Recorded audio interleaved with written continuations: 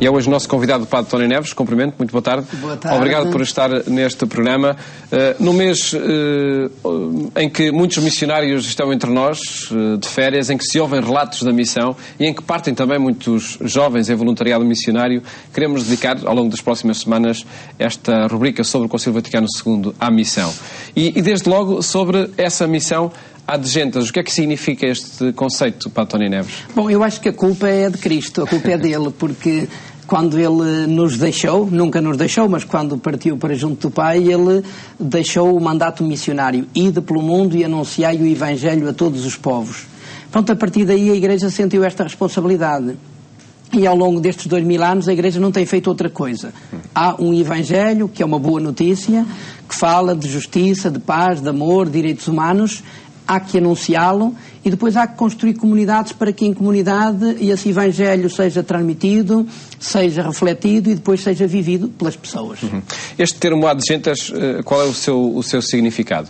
Bom, numa primeira fase referia-se às pessoas que estavam longe, e quando se fala de missão ad gentes, em geral estamos a falar da missão que se faz fora de portas.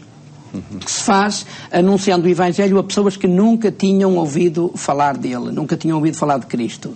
Hoje em dia, essa noção mantém-se, continua a ser importante e urgente anunciar o Evangelho a quem nunca o escutou, continua a ser muito importante construir comunidades cristãs, mas quando se fala hoje de missão ad gentes, também falamos de anunciar o Evangelho a pessoas que se calhar ouviram, mas já esqueceram, ou ouviram e não tomaram muito a sério. Hoje a missão ad gentes tem uma abrangência bastante mais larga.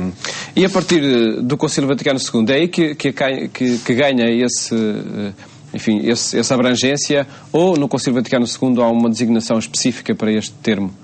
Bom, a missão ad gentes vai continuar. O Concílio Vaticano II, na minha opinião, faz um ponto de situação que é importante e, sobretudo, abre caminhos novos.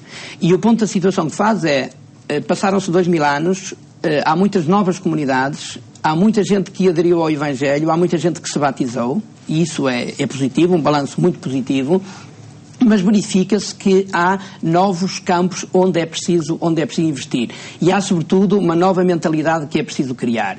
Por exemplo, ficou muito claro, pela avaliação que os bispos fizeram no concílio, que o anúncio do Evangelho fora de portas, a tal missão ad gentes, era, sobretudo, ou quase em exclusivo, feita por padres, irmãs e irmãos que pertenciam a institutos missionários. Uma das novidades do concílio é dizer que isto de ser missionário, esta missão de anunciar o Evangelho, não pode ser um exclusivo de pessoas que se dedicam a tempo inteiro e através dos institutos à missão. É algo que tem a ver com o nosso batismo. Portanto, a missão passa a ser para todos. E aí entram os leigos em força e é muito valorizado o papel dos leigos. A partir do Concílio Vaticano II, a partir do Concílio acontece Vaticano essa II. Transformação. É sobretudo nessa altura, porque, a história dizia que quem partia, em geral, eram aqueles que pertenciam a institutos. Também há que perceber que, durante muito tempo, as terras fora das áreas, enfim, mais apanhadas pela Igreja, se assim se pode dizer, eram terras muito complicadas no que diz respeito a viagens, no que diz respeito a doenças, no que diz respeito a muitos contextos, não é? E por isso era normal que esse trabalho fosse altamente especializado. Os missionários e missionárias que partiam tinham uma preparação muito intensa para isso e disponibilizavam as suas vidas. Eram pessoas celibatárias que, se fossem e não pudessem regressar mais, isso não constituía um problema. Se tivessem uma doença grave, isso não constituía um problema.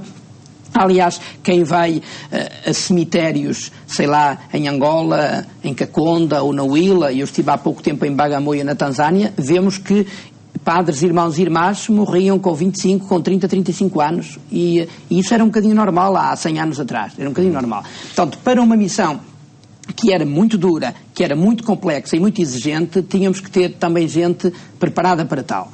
Ora, os tempos felizmente são outros, há outras condições.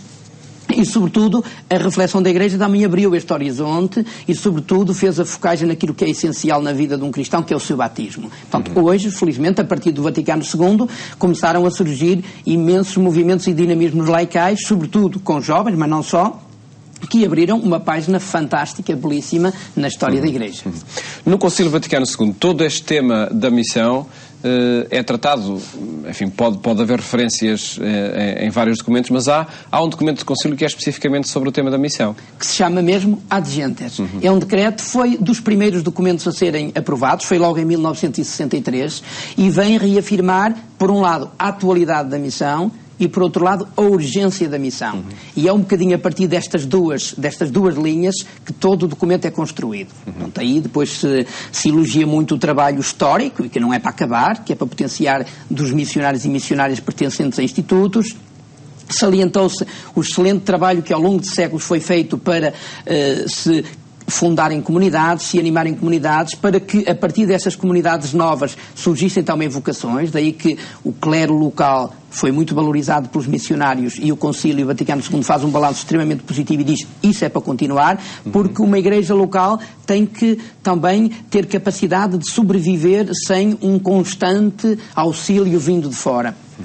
E a gente hoje repara que as igrejas locais que nasceram da missionação são igrejas florescentes. Estamos a pensar na África toda, na América Latina, mesmo na Ásia, onde é verdade que há muito diálogo a fazer com outras religiões, com mundos culturais que são muito diferentes daqueles onde o cristianismo nasceu e cresceu nos primeiros séculos.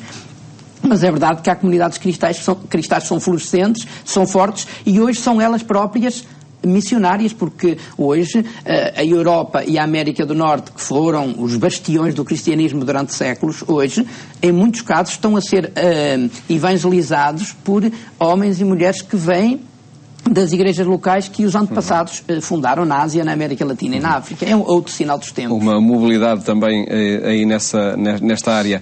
De que forma é que se fala no Concílio Vaticano II e através deste decreto que referiu, Ad Gentes, da espiritualidade missionária, dessa marca que deve caracterizar comunidades e todos os batizados? Pois, a espiritualidade é sempre uma dimensão decisiva, não é?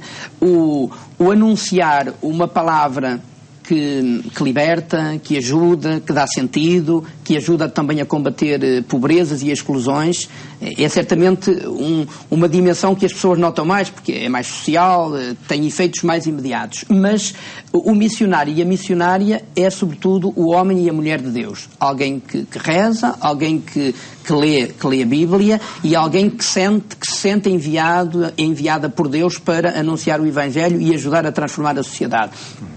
Para nós, é óbvio, não há missão sem espiritualidade, porque é esta dimensão mais espiritual que vai depois... É a convicção de quem anuncia. É a convicção de que Deus envia, que Deus quer, essa é a vontade de Deus, e depois invocamos o Espírito Santo e esperemos que ele seja verdadeiramente o protagonista da missão, que é o que, por exemplo, João Paulo II, na grande encíclica missionária que fez, que escreveu precisamente para celebrar o Concílio Vaticano II e o Ad Gentes, João Paulo II diz que o Espírito Santo é o protagonista da missão. Neste filme, ele é que é o ator principal, nós não passamos de atores secundários, importantes, mas secundários.